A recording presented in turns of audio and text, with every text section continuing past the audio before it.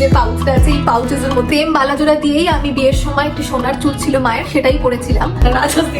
এইটা আমি কোলাবোরেশনে পেয়েছিলাম জিবা জুয়েলারি থেকে। এটাও আমার কাছে খুবই স্পেশাল। আমাদের হ্যান্ডমেড জুয়েলারির একটা বিজনেস ছিল ছোট মতো, তো মা এটা আমাকে বানিয়ে দিয়েছিল চুড়িদার বা শাড়ি যে কোনো কিছুর সাথে পরার জন্য। মামা এই ভিডিওটা যখন দেখবে না, এটা আমাকে শিবম দিয়েছিল বাই দ্য ওয়ে বিয়ের আগে কোনো এক ভ্যালেন্টাইন্স ডেতে। এখন সব দেখছি তো সব মনে পড়ে যাচ্ছে, পুরো ফ্ল্যাশব্যাকের মতো।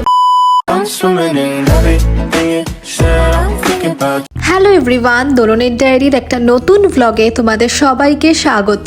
আজকে ছিল সানডে আর ওই দেখো শিবম বাড়িতেই আছে, ও বসে অফিসের কাজটা করছে আর আমি এদিকে তোমাদের জন্য এই ব্লগটা বানাচ্ছি। আমাদের স্নান টান সেরে দুপুরের লাঞ্চ করাও হয়ে গিয়েছে। আমি আজকে এই যে পাজামা সেটটা পরেছি, এটাও ঋতুপ্রিয়া আমেরিকা যাওয়ার আগে আমাকে দিয়ে গিয়েছে। মোস্ট প্রবাবলি ও এইটা ফ্লিপকার্ট থেকেই নিয়েছিল। তোমাদের যদি লিংক লাগে আমাকে জানিও, আমি কমিউনিটি পোস্টে শেয়ার করে দেবো। তো চলো শুরু করা যাক। এখন আমি বসে পড়েছি তোমাদের সাথে শেয়ার করব আমি ইন্ডিয়া থেকে জার্মানি আসার সময় কি কি জুয়েলারি নিয়ে এসেছিলাম। যেহেতু আমাদের লাগেজে অনেক রকম ওয়েট লিমিট থাকে, তো সেই জন্য জামা কাপড় আর শীতের পোশাক এসবের সাথে বেশি কিছু তো আনতেই পারিনি।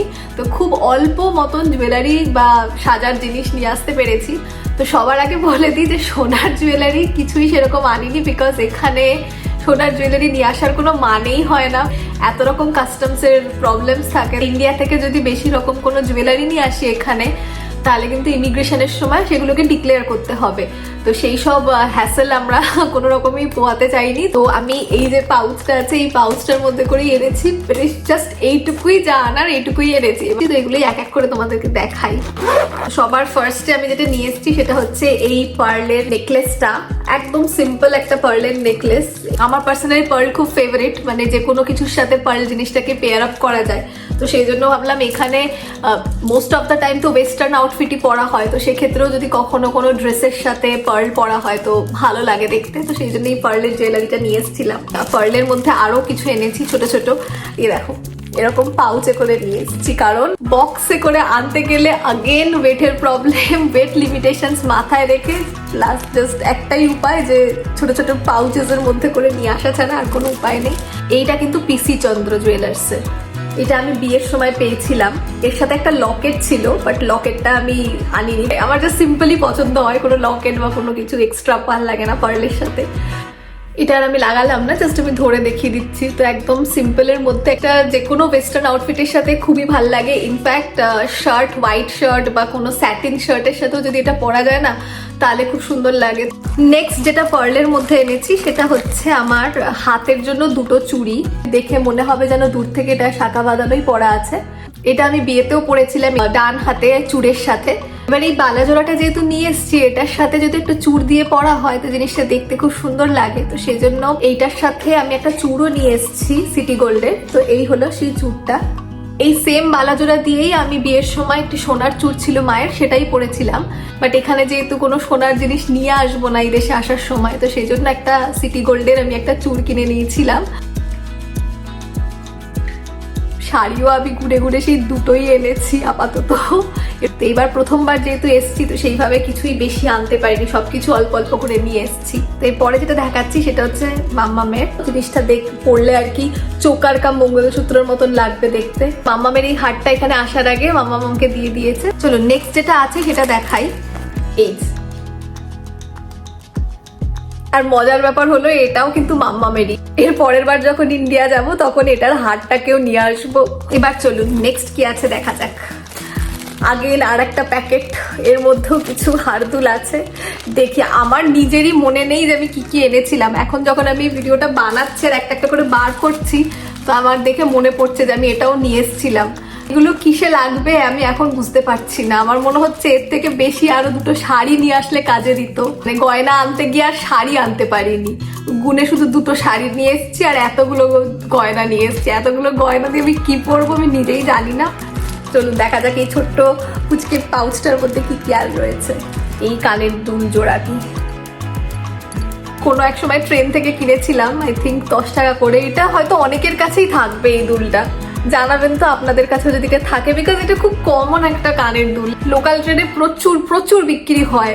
যেটা দেখাচ্ছি না এটা খুব স্পেশাল আমার কাছে, বিকজ এটা না আমার মা নিজে হাতে বানিয়েছে। বিয়ের আগে, চাকরিরও আগে, যখন পড়াশোনা করতাম আর কি, তখন মা আর আমি মিলে আমাদের হ্যান্ডমেড জুয়েলারির একটা বিজনেস ছিল ছোট মতো। তো সেইখানে মা খুব সুন্দর সুন্দর হ্যান্ডমেড জুয়েলারিস বানাতো, আর আমি কলেজে ইউনিভার্সিটিতে যখন যেতাম তো আমার বন্ধু বান্ধব অনেকেই আমার থেকে নিত। তো সেই সময় মা আমাকে একটা খুব সুন্দর কানের দুল বানিয়ে দিয়েছিল। ওই কানের দুল জোড়াটি আমি আজও আমার কাছে রেখেছি, এবং আমার মানে জার্মানিতে আসার সময় আমার এটা ছিল যে আমি আর কিছু নিতে পারি না পারি, ওই কানের দুল জোড়াটি নিয়ে যাবো। কিসের সাথে পরবো আমি জানি না, কিন্তু আমি নিয়ে ঠিক যাবো। এই হলো সেই দুল জোড়াটি। এখানে যে পাখি দুটো দেখতে পাচ্ছেন, এই দুটো হচ্ছে সেই জাং জুয়েলারির যে মেটালস গুলো থাকে অক্সিডাইজড, সো সেই অক্সিডাইজড মেটালের সাথেই নিচে উল দিয়ে বানানো, আর মধ্যে ছোট ছোট বীজ লাগিয়ে দিয়েছিল, আর মাঝখানে একটা মুক্ত বল। তো যেহেতু আমার মুক্তের জিনিস খুবই পছন্দের, তো মা এটা আমাকে বানিয়ে দিয়েছিল চুড়িদার বা শাড়ি যে কোনো কিছুর সাথে পরার জন্য। তো এই দুল জোড়াটি আমি নিয়ে এসেছি, এবং আমার খুবই খুবই পছন্দের এই দুল জোড়াটি। আচ্ছা, নেক্সট যেটা আছে সেটা আবার আমার মায়ের। আমার কাছে যা আছে তার মধ্যে মানে 70% হলো আমার মায়ের, আর না হলে আমার মাম্মামের। মানে নিজের গুলো যতটা পছন্দ তার থেকে বেশি মা আর মাম্মামের জিনিসই পছন্দ, সেইগুলোই সব আসার সময় নিয়ে এসেছি। তোমার এটা দাও, তোমার ওটা দাও। এটা হলো আমার মায়ের একজোড়া পাশা। আমার এই কানের দুলটা বরাবরই খুব পছন্দের ছিল, তো আসার সময় আমি মায়ের কাছ থেকে এটা নিয়ে এসেছি। আর যা হয় আর কি, মেয়ে দূরে চলে যাচ্ছে সেই ইমোশনে তখন কি কোন জুয়েলারি কার পছন্দ ওইসব মায়েরা দেখে না, মায়েরা শুধু মেয়ের মুখটাই দেখে আর সব দিয়ে দেয় তারা। ও এরপরে যেটা এখন আমি দেখাবো সেটার মধ্যে গলার হারটা মায়ের, কানের দুলটা আমার। ফ্রন্ট ক্যামেরায় কতটা পরিষ্কার বোঝা যাচ্ছে আমি জানি না, এটাও অনেকটা ওই চাপা একটা পাশার মতন।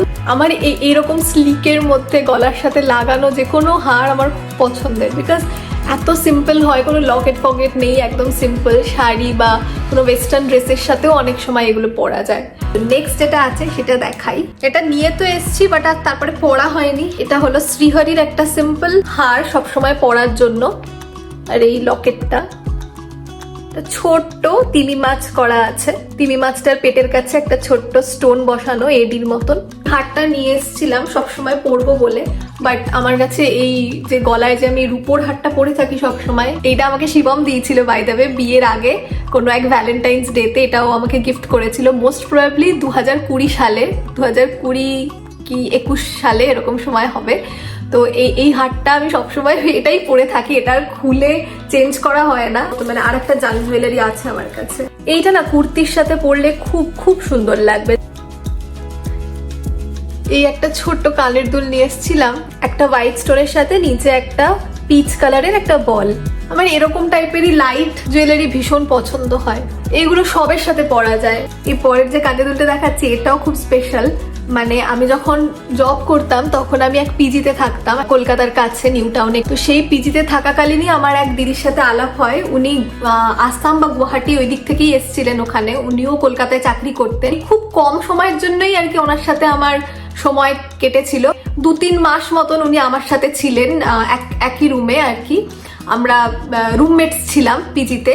তো সেই দিদি ও যখন ওখান থেকে কলকাতা থেকে চলে যায় ওনার ইন্টার্নশিপ শেষ করে, তো তখন যাওয়ার আগে আমাকে এই কানের দুল জোড়াটি দিয়ে গেছিলেন as a gift, as a memory, token of love. ও আর একটা জিনিস আছে যেটা মাম্মামের কাছ থেকে নিয়ে এসেছি, এই যে মাম্মাম এই ভিডিওটা যখন দেখবে না তখন হাসবে দেখে যে এইগুলো ব্লগে বলছে। এই ছোট্ট একটা এডি স্টোনের লকেট, এইটাও মাম্মামেরই। মাম্মাম এখানে আসার আগে এটা আমাকে দিয়ে দিয়েছিল, যেহেতু আমার এরকম টাইপের সিম্পল অ্যান্ড সোবার জিনিস খুবই পছন্দের। এরপরে আর একটা হার আছে যে সিম্পল একটা চেনের সাথে একটা ছোট্ট এডি লকেট। এইটা আমি কোলাবোরেশনে পেয়েছিলাম, মানে যারা আমাকে চেনো তারা জানে যে আমি আগে ইনস্টাগ্রামের থ্রু অনেক প্রমোশনস অ্যান্ড কোলাবোরেশনস করতাম। তো এইটা আমি কোলাবোরেশনে পেয়েছিলাম জিবা জুয়েলারির থেকে। তো আমি ওদের থেকে অ্যাকচুয়ালি দুটো হার পেয়েছিলাম, এইটা একটা ছিল প্রথমবার কোলাবোরেশনে ওরা আমাকে পাঠিয়েছিল ওদের পছন্দের যেটা, আর পরের বার কোলাবোরেশনে আমার যেটা পছন্দ ছিল সেইটা আমাকে চুজ করতে বলেছিল। তো সেকেন্ড টাইম আমি এটা চুজ করেছিলাম, তো ওরা এটা আমাকে পাঠিয়েছিল গিফট হিসাবে। তো যাই হোক, এটাও আমার কাছে খুবই স্পেশাল বিকজ আমি কোলাবোরেশনের থ্রু দিয়ে এটা পেয়েছিলাম এক সময়। বেসিক্যালি আমার কাছে যা যা মেমোরেবল জিনিস ছিল তো জার্মানিতে আসার সময় সেই টাইপের জিনিসগুলোই আমি আনার চেষ্টা করেছি, যেগুলোর সাথে আমার অনেক ইমোশনস অ্যান্ড মেমোরিজ জড়িয়ে আছে। তো এইটা ওয়ান অফ দেম। জিবা জুয়েলারি থেকে যে আমি আরেকটা হারের কথা বলছিলাম ওটাও আমি নিয়ে এসেছি। আর ফার্স্ট কোলাবোরেশনে ওরা আমাকে যে হারটা পাঠিয়েছিল এই হারটাও খুবই সুন্দর, ডিজাইনটা খুবই স্লিক এবং ক্লাসি। এই যে কালোর মধ্যে সিম্পল আর ছোট্ট ছোট্ট দুটো রাজহাঁস আছে। এইটা আমাকে বিয়েতে আমার ছোট কাকা দিয়েছিল, আর যেহেতু এই স্টোনের জিনিস খুব পছন্দের তো এটাও আমি নিয়ে এসেছি। বিয়েতে আমাকে বাকিরাও যারা দিয়েছিল তাদেরগুলোও পছন্দের অবভিয়াসলি, কিন্তু আনতে পারিনি কারণ বেশি জিনিস তো সোনার এখানে আনতে পারবো না, তাই আর কি এই ছোট্ট ছোট্ট জিনিস যেগুলো আছে সেগুলোই নিয়ে এসেছি। আর দেখুন ব্লগ বানাতে বানাতে রোদও পড়ে গেছে বাইরে, বিকেল হতে চললো।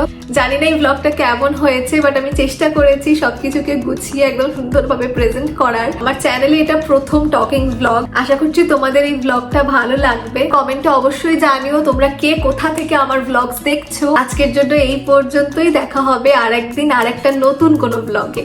বাই।